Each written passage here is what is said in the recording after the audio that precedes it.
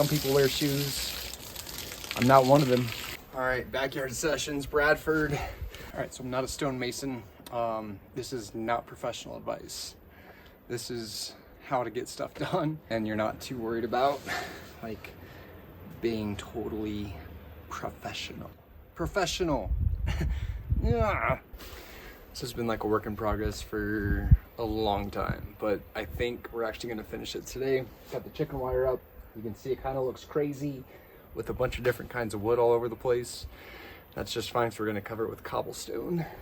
River rock? I don't know what cobblestone actually is, but we're gonna cover it. It should look pretty good, hopefully. Ready to get this baby rolling. Do it yourself. Get it done.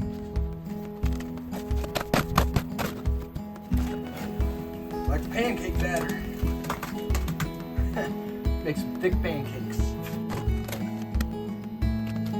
We're gonna make a little shady spot.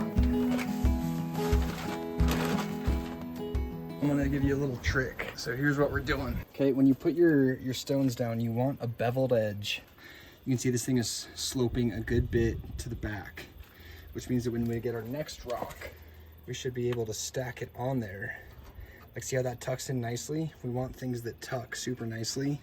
If we had it like this, I mean, that kind of like feels okay, but it's not super strong. So however you set your rocks, give yourself some space in the back so that you don't end up with a wall that's just kind of going in, and then you can no longer get your stones to set on top of each other, especially if you're going tall. That's why we have these right here. Do what you can to give yourself a good bit of lip so that you can always build up across the top. Hopefully that makes sense.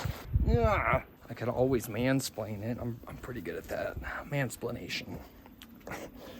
Do it yourself. Get it done.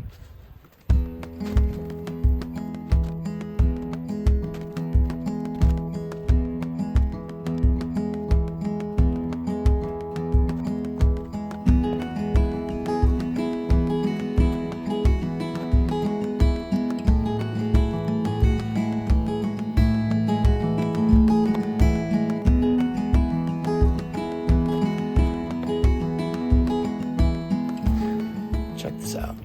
You can see a few minutes later we got some progress. Now we're gonna let this is kind of wobbly, not wobbly, but what we have is this nice beautiful sunshine.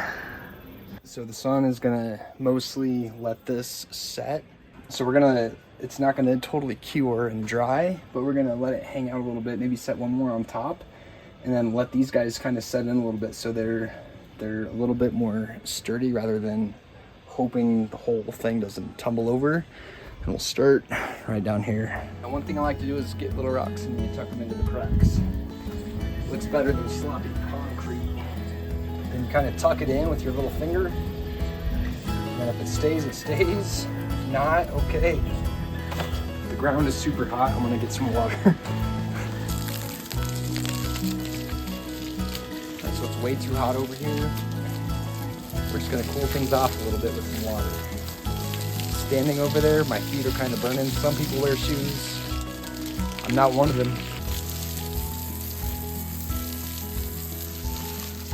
All right, so I'm not spraying the rocks that I just set. I'm just cooling off the ones that are already hot to have less radiation, radiant heat. Not so much, maybe in the winter time.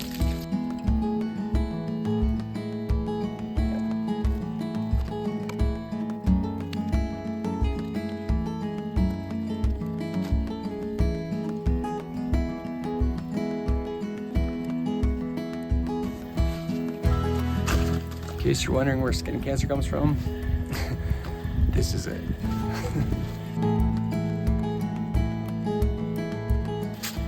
I like that one. It's nice and angled, chiseled, not bad.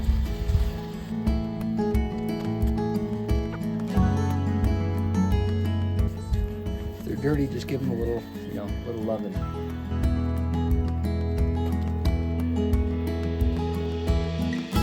Let's see, check this out. Okay, so we're gonna let this set for a little bit. These are pretty heavy on top of these little guys. You wanna make a nice little, like, indent on the back so that your rocks can tuck in on the back side of it. So that when you set your next row, they're not like ready to fall off the front. So if you're gonna let the concrete dry out for a little bit, or the mortar mix, you wanna get yourself a nice little lip on the front so that way your rocks can tuck in. This is looking pretty good. Let's see if we're decently sturdy. Okay, that one's starting to dry a little bit, which is good. Let's move up to this top section. I'm a little scared of the top section. I've never done a top section before in my whole life. It's a top section extravaganza.